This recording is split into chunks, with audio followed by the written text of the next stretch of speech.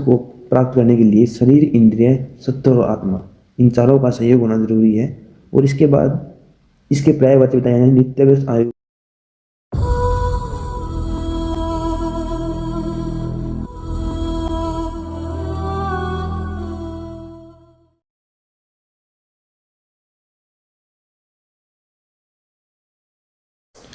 Hello friends, welcome to Ayurveda world. तो आज हम बात करेंगे चरक सूत्र फर्स्ट, जिसका नाम है दीर्घ जीवितीय अध्याय। तो मेनली पहले चरक के बारे में बात करते हैं। हम चरक संहिता का मूलभूत नाम है अग्निवेश तंत्र, और इसको अग्निवेश तंत्र का सिर माना है। सूत्र स्थान को अग्निवेश तंत्र का सिर माना है, इसलिए आपको पता ही है सिर सभी अंगों में उत्तम अंग माना है।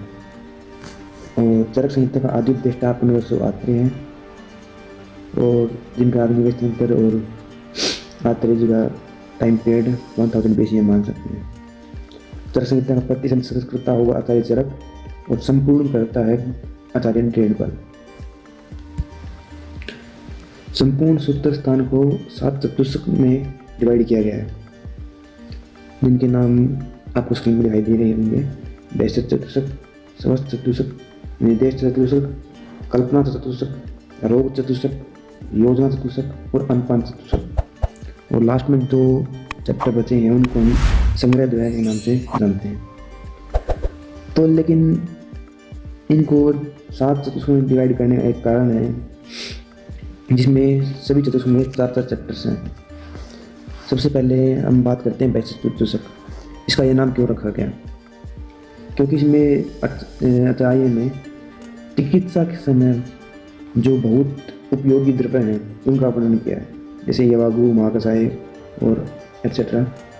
और स्वस्थ चतुष्क में स्वास्थ्य के बारे में बताया है, मतलब एक स्वस्थ व्यक्ति कैसे स्वस्थ रह सकता है, जो कि आयुर्वेद का प्रयोग जान भी है, ताकि हम स्वस्थ व्यक्ति को स्वस्थ रख सकें।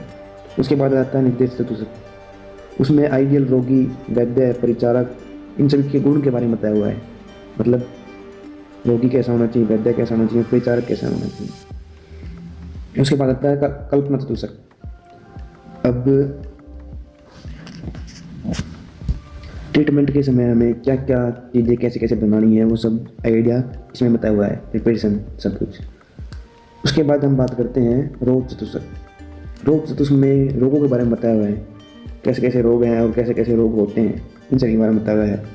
योजना चतुष्क। अब योग के बारे में जानकारी होने के बाद हमें प्लानिंग, योजना बनानी पड़ती है ट्रीटमेंट करने के लिए, रोगी को ठीक करने के लिए, तो इसमें बताया हुआ है योजना चतुष्क। उसके बाद ट्रीटमेंट देने के बाद हमें एक ख्याल रखना पड़ता है रोगी के पथ्य और अपथ्य का, कि उसे क्या खिलाना चाहिए और क्या नहीं खिलाना चाहिए, ये सब अनुपान चतुष्क में बताया हुआ है।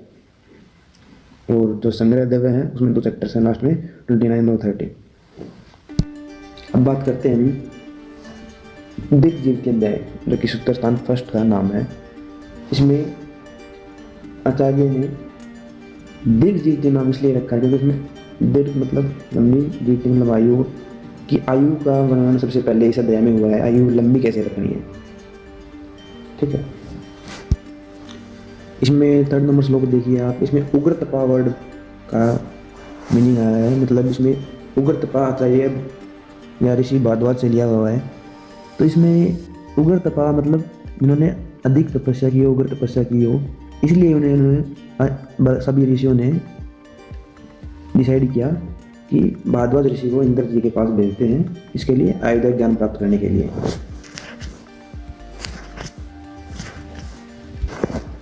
इसके बाद श्लोक नंबर 15, धर्म अर्थ काम मोक्ष आरोग्यम मूल उत्तमम योग तस्य उपहरि श्रेषो जीवितस्य च। ये वन ऑफ द इम्पोर्टेंट श्लोक है। इसको पुरुषार्थ चतुष्ट भी कहा गया है, उसको चतुर्वर्ग भी कहा गया है। इसमें क्या कहा गया है, पुरुष का जन्म क्यों हुआ, किस लिए पुरुष का मतलब अवतरण हुआ। इसमें 4 कारण बताए हुए हैं, धर्म, अर्थ, काम और मोक्ष, इनके लिए। लेकिन इनको प्राप्त करने के लिए आरोग्य या मतलब रोग मुक्त जीवन होना जरूरी है, जिसके लिए हमें आयुर्वेद का पालन करना चाहिए और आयुर्वेद का ज्ञान दिया गया। इसके बाद श्लोक नंबर 24 में त्रिसूत्र के बारे में वर्णन किया गया है। क्या है? हेतु लिंग औषध ज्ञानम स्वस्थ आतुर प्राणम त्रिसूत्रम शाश्वतम पुण्यम बबूदे यम पितामह। हेतु लिंग और औषध, इनको त्रिसूत्र कहा गया है। हेतु मतलब किसी भी चीज का कोई कारण है, उसका आपको स्वस्थ इंसान को या रोगी को भी पता होना चाहिए और चिकित्सक को भी पता होना चाहिए कि आपको किस रोग के कारण से ये रोग हुआ है। उसका आता है लिंग।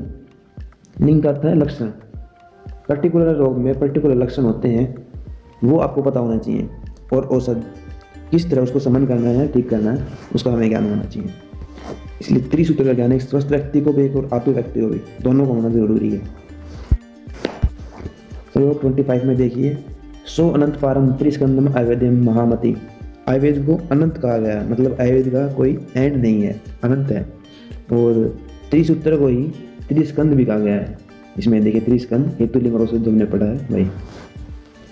ऐसे ही त्रिदंड इसको कहा है, त्रिदंड कहा है सत्व आत्मा और शरीर। और त्रिस्थूल कहा गया है वात पित्त कफ को।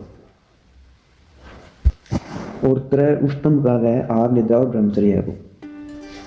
इसके बाद श्लोका नंबर 28 में कहा गया है, सामान्यम च विशेषम गुण द्रव्याणि क्रम च। सामान्य विशेष गुण द्रव्य और क्रम और समवाय, इनको षड पदार्थ कहा गया है। ठीक है। इसके बाद श्लोका नंबर 31 पे आइए, जिसमें आचार्य पुनर् बसु के 6 शिष्यों के बारे में वर्णन किया गया है। उनके नाम याद करने आपको जरूरी है। उनके नाम क्या क्या थे? अग्निवेश, भेद, जतुकर्ण, पराशर, हारित और शार्पणी। ये सभी 6 शिष्य थे आचार्य पुनर्वसु के। और अग्निवेश इनमें सबसे उत्तम माने हैं, सबसे प्रिय थे। इसके बाद आता है श्लोक नंबर 41, जो सबका प्रिय है और सबको याद भी होगा। हिताहितम सुखम दुखमाय उच्चस्य हिताहितम मानम चक्रोक्तम से आयुर्वेद चित्ते।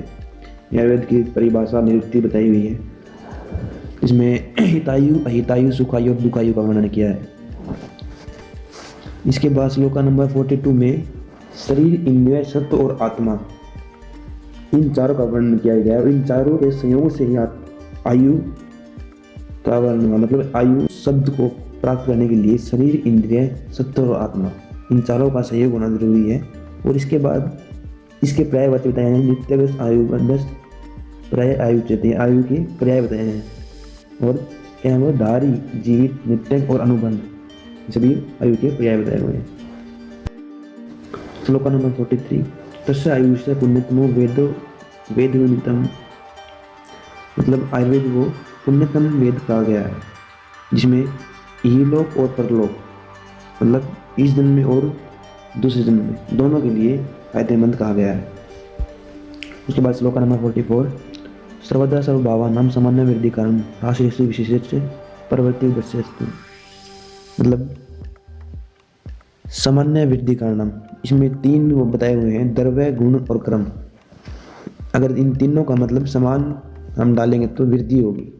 जैसे कोई द्रव्य हमने लिया है या मांस की वृद्धि करनी है तो हम मांस रस का सेवन कराते हैं और मांस की वृद्धि करती है। इसलिए सर्वदा सर्वभावानां सामान्य वृद्धि कारणम।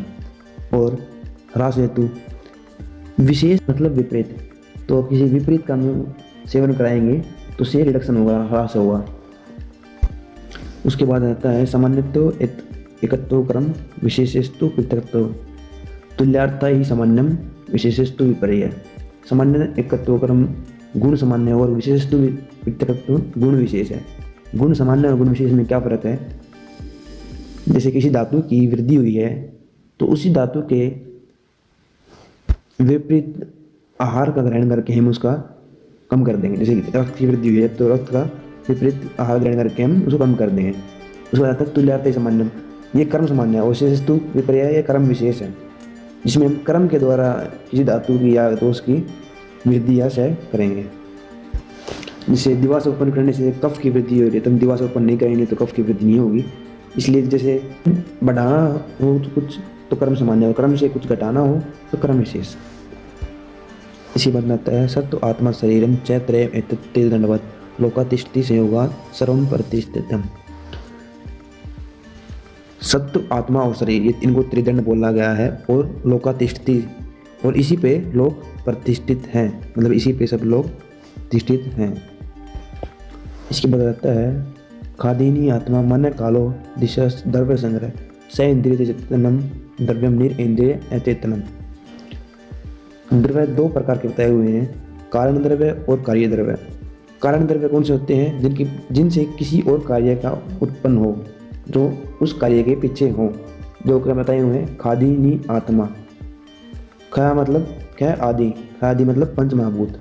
पंचमहाभूत मन, काल, दिशाएं और आत्मा, ये 9 कारण द्रव्य हैं। और इसके बाद जो भी कार्य होंगे वो असंख्य हैं, वो सब कार्य द्रव्य होंगे। इसके बाद गुण के बारे में बताया हुआ है, सार्था गुरुवादेव बुद्धि प्रत्यांता प्राध्य, मतलब टोटल 41 गुण बताए हुए हैं। सार्थक में स अर्थ में अर्थ के बारे में बताया हुआ, इंद्रिय के अर्थ के बारे में बताया हुआ, शब्द स्पर्श रूप रस गंध होंगे 5। इसके बाद आता है गुरुवादी गुण, जो होते हैं 20। गुरु, शीत, लघु, उष्ण, रुक्ष, मंद, तीक्ष्ण, स्थिर, सर, मृदु, कठिन, विषद, लक्षण, खर, स्थूल, सूक्ष्म, शानदार, ये है 20। उसके बाद आता है प्रत्यंता। प्रत्यंता में क्या आता है? सुख, दुख, इच्छा और द्वेष, ये गुण बताए हुए हैं। परादि गुण। परादि गुण बताए हुए हैं 10। पर, अपर, युक्ति, संख्या, संयोग, विभाग, पृथक्त्व, परिमाण, संस्कार, अभ्यास, ये भी परादि गुण। और गुरुवादी गुण को औसत गुण भी कहा गया है, ये भी ध्यान रखिएगा। इसके बाद बात की है समवाय गुण के बारे में। समवाय क्या होता है? जो निश्चित तौर पर किसी द्रव्य में रहता है, हम उसको पृथक नहीं कर सकते, जैसे स नित्यो, ठीक है, वह हम अलग नहीं कर सकते। जैसे भूमि आदि द्रव्य में सभी में अपना एक विशेष गुण है, हम उसको अलग नहीं कर पाएंगे, उसको बोला है समवाय गुण। उसके बाद द्रव्य की डेफिनेशन बताई हुई है, यत्राश्रिता कर्म गुणा कारणम समवायियत, जिसमें कर्म और गुण आश्रित रहते हैं। जैसे भृंगण गुण है, भृंगण कर्म है, हम उसको कर सकते हैं, लेकिन हम भृंगण कर्म को होते हुए नहीं देख सकते, वो उसमें समवाय है। और ये सभी कर्म और गुण द्रव्य में आश्रित होते हैं और समवाय कारण होते हैं, उन्हें हम पृथक नहीं कर सकते। कारणम समवायियत, और यही द्रव्य कारण के पीछे समवाय होते हैं। इनसे मतलब कोई कार्य होता है ही कारण होते हैं, इसे समवाय होते हैं।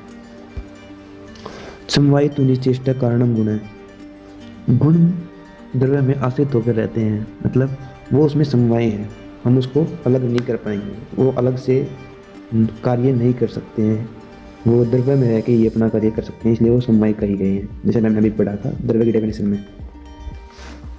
उसके बाद आता है संयोग च विभागी च कारणम द्रव्यम आश्रितम कर्तव्य से क्रिया कर्म कर्म नान देवते, मतलब ये कर्म के डेफिनेशन बताई हुई है। जो संयोग और विभाग के पीछे कारण होता है उसको हम कारण कहते हैं, ठीक है। जैसे कोई भी कार्य होता है उसमें या तो संयोग होता है या विभाग होता है, उसके पीछे जो कारण है वही कर्म है, और ये द्रव्य में आश्रित होकर रहता है। और बताया गया है कि कर्तव्य से क्रिया कर्म कर्म न अन्यदेपेक्षते, मतलब कोई भी कर्म संयोग और विभाग पे आधारित है, इससे वो किसी दूसरी तीसरी पर डिपेंड नहीं हो सकता है, इसे अपेक्षा तीसरी की अपेक्षा नहीं रखता है। उसके बाद कहा है धातु साम्य क्रिया चाहे उक्त तंत्र से प्रयोजनम, मतलब जो अग्निवेश तंत्र है उसका प्रयोजन क्या है? धातु साम्य क्रिया, धातुओं को सम रखना, समान रखना, जिससे आरोग्य प्राप्ति हो। उसके बाद है श्लोका नंबर 54, जिसमें बताया काल बुद्धि इंद्रिय अर्थानाम योगो मिथ्या चैन अति च द्रव्य श्रेणाम व्याधिनाम त्रिविधो हेतु संग्रह, मतलब काल, बुद्धि और इंद्रिय, इनका मिथ्या योग, अयोग और अतियोग होना, और द्रव्य आश्रय नाम, उनका शरीर और मन के अंदर आधारभूत होना, आश्रय होना, व्याधि का उत्पन्न कहा गया है। इसी को हम त्रिविध संग्रह कहा गया है, मतलब किसी भी रोग की उत्पत्ति काल, बुद्धि, इंद्रिय, इनके मिथ्यायोग, अयोग और अतियोग से होती है, और वह शरीर और मन में आधारभूत होता है। उसके बाद एक इंपॉर्टेंट श्लोक आता है, निर्विकार है पर सत्व आत्मा सत्वभूत गुण इंद्रिय चैतन्य कारणम नित्य दृष्टा पश्यते ही क्रिया। निर्विकार है, जो आत्मा है वो निर्विकार है, उसमें कोई विकार नहीं है, वह न नष्ट होती है न उत्पन्न होती है। पर सत्व आत्मा सत्वभूत गुण इंद्रिय, सत्व आत्मा सत्वभूत गुण इंद्रिय, मन, भूत और गुण और इंद्रियां, इनके कारण ही चेतनता उत्पन्न होती है, ठीक है। उसके बाद चैतन्य कारणम नित्य दृष्टि प्रसिद्ध, यह नित्य है, आत्मा नित्य है और दृष्टा पश्यत ही क्रिया, सभी कार्य को यह देखती है, ग्रहण करती है। उसके बाद नेक्स्ट श्लोक आता है, वायु पित्त कफ शरीर दोष संग्रह मानस पूर्ण दृष्टि रजस्तम अर्च। मतलब शरीर में दोष उत्पन्न है कौन से? शारीरिक दोष 3 होते हैं, कौन से? वात पित्त और कफ, और मानसिक दोष 2 बताए हुए हैं, रज और तम। इसके बाद हम बात करते हैं श्लोक नंबर 58 की, प्राशमति औषधि पूर्वो दैव युक्ति प्राश्य। मतलब जो प्राशमति औषध पूर्वो, जो पूर्व में हमने रोग डिस्कस किए हैं उनका त्रिसूत्र 3 प्रकार से चिकित्सा की जाती है, देव प्राश्य, युक्ति प्राश्य, जो शारीरिक दोष है, और जो मानसिक दोष है उनका बताया है ज्ञान, विज्ञान, धैर्य, स्मृति और समाधि। इनके द्वारा मानसिक दोषों की चिकित्सा की जाती है।